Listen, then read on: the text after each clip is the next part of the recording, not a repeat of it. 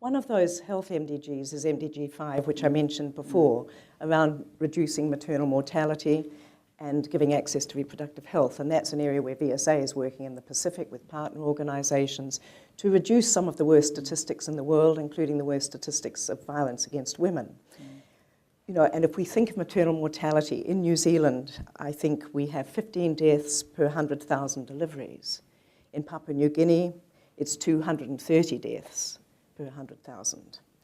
One of the worst statistics that we have, and even worse, of course, in sub-Saharan Africa. Why do you think it's been so hard to actually change those statistics, which are needless deaths? Well, in sub-Saharan Africa, I'm visiting countries where the maternal death rate is not 230 per 100,000, but 550, 600 per 100,000. That's a lot of women. Firstly, I think it's about the status of women and girls. That is not what it is in our own country. If the purpose of life for women and girls is to be a subordinate in the household and the community, to bear always a great many children, often very early in life, not to have choice over that, not to have access to services, not to have education. These things become a reinforcing or self-fulfilling prophecy, if you like. One of the goals often chosen by countries we're working with for MDG acceleration is MDG 5.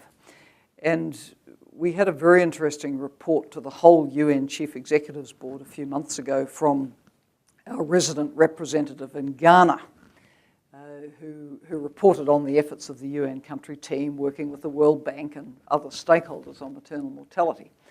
And Ghana is now a middle-income country, but it's still got a significant maternal mortality issue.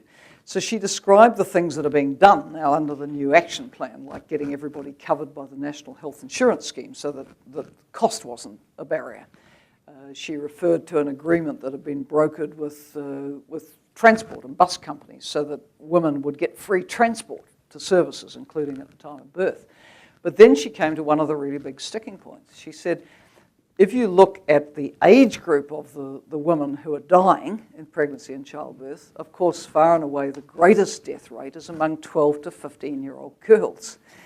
And so, we all nod because we know what the answer is. Those girls should not be in marriages at those ages and having babies. They need to be in school. They need to be being on a course that will enable them to make their own decisions in the future.